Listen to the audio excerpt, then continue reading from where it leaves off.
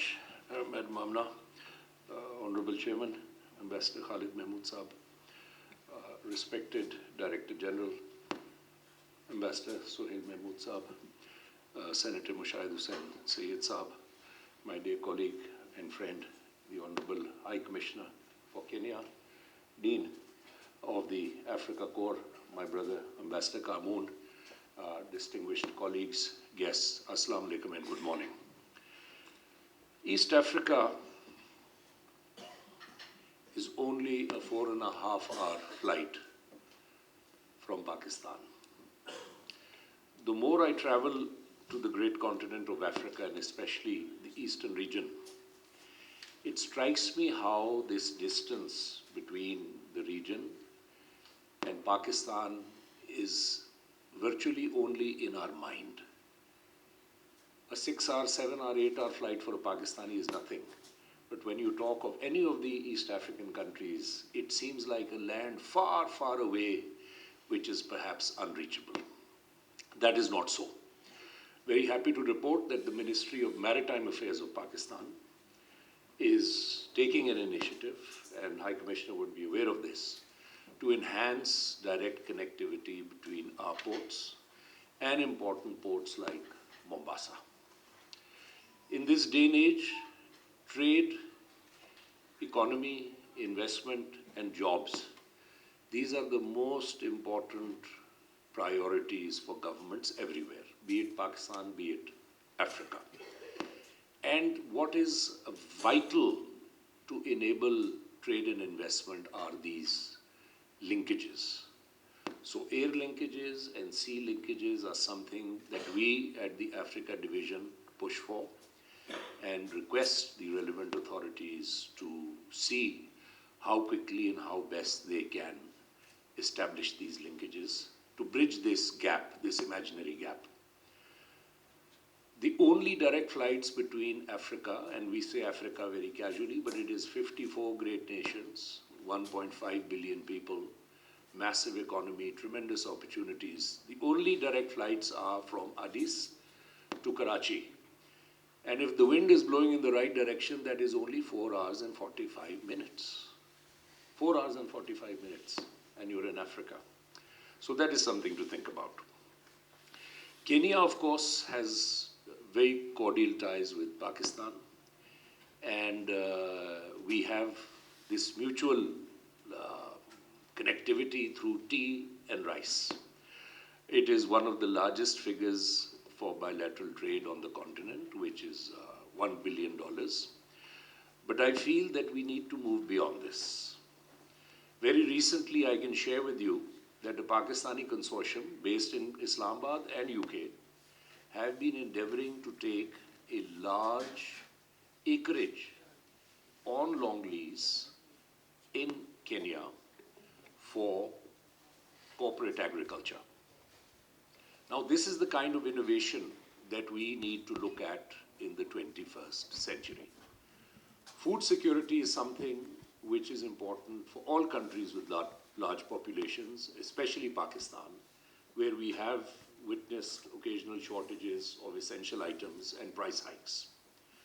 So with the kind of huge acreage that is available of fertile land with water, which is available in places like Kenya, I think if we have one success model, the Pakistani corporate sector could also avail of these opportunities in Kenya for agriculture. Of course, that should only be the first step, because, ladies and gentlemen, excellencies, in this day and age, no nation can truly prosper without value addition. So the second important step has to be the setting up of industries, and therein lies the key role of governments and governance. If your governments are able to set up economic zones, industrial zones, special zones, even sectoral-based special zones, and then put into place a policy framework that will attract investment. Otherwise, if the bureaucracy or the policy is not enabling, it will remain the way it has remained for many, many decades. We share a number of commonalities, one being that we both need to focus on our human resource development. For developing countries, the key virtually is to develop your human resources. We have to ensure that our next generation is not only educated, but it is skilled, it is capable of contributing to the national economy in a meaningful way. And because it is a highly competitive world today, countries like Kenya and Pakistan need to ensure that our youth are both productive as well as competitive. Because today, goods and services in the international market are very interchangeable, and if you're not competitive against your neighbors, especially in the region, then your economy will suffer. Your Excellency, one area where I feel we can have tremendous cooperation between Pakistan and Kenya is the healthcare sector. Now, Pakistan's pharmaceutical industry has done tremendously well over the last decade, primarily because it is, in my humble estimation, because it's in the private sector. Despite our massive population and the massive requirements, our pharmaceutical sector today has a surplus capacity, and we are exporting $700 million worth of pharmaceutical products and healthcare products to the world. So this is an area that we can look at very closely, because Pakistani firms are very dynamic and they are going all over the world. For instance, I can tell you that there is a Pakistani pharma JV in Uzbekistan. There is a JV in Malaysia, which is actually FDA approved. So why can we not have a stronger Pakistan-Kenya healthcare pharmaceutical collaboration and cooperation? Mombasa Port, of course, is one of the key places where we need to focus.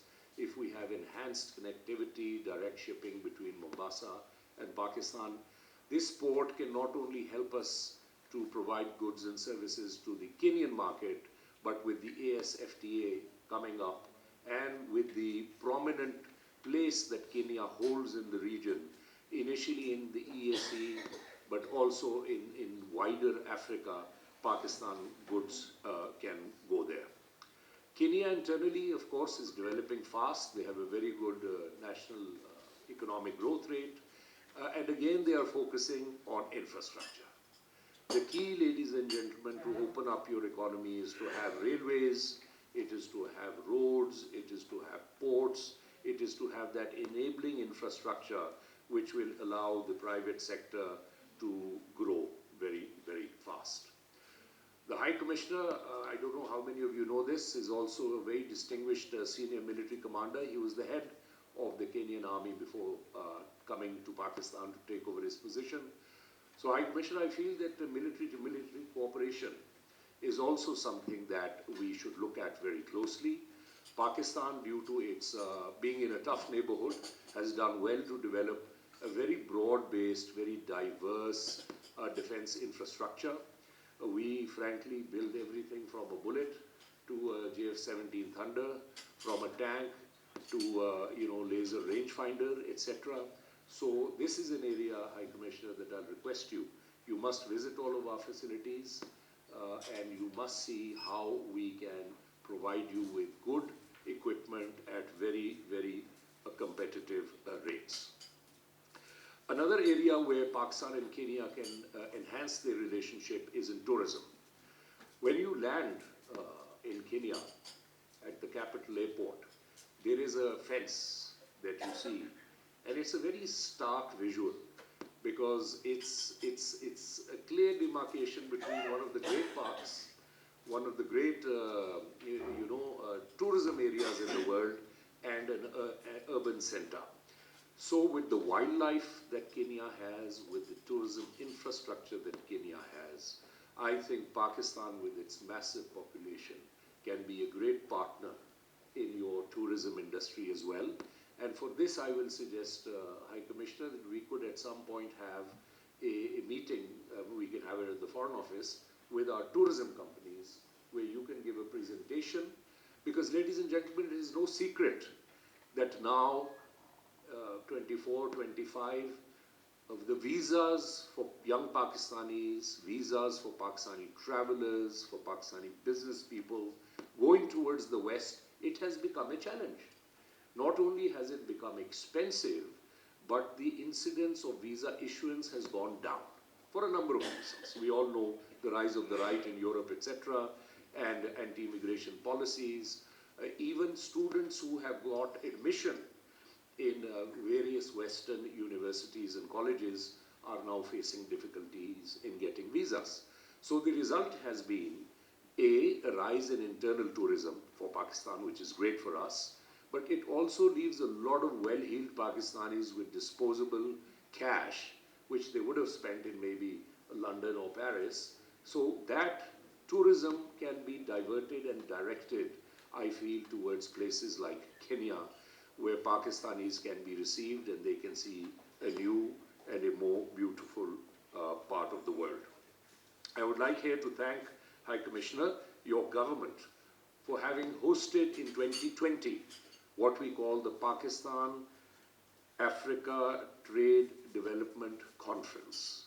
This, ladies and gentlemen, is a joint initiative of the Ministry of Foreign Affairs and the Ministry of Commerce. We took well over 200 companies and 300 businessmen from Pakistan to Nairobi, and over there this massive conference was inaugurated by His Excellency the President, which shows how much importance the leadership in Kenya gives to Pakistan. And then a series of B2B meetings were arranged, and I understand that a number of good business deals have flowed from that initiative. So thank you very much for having hosted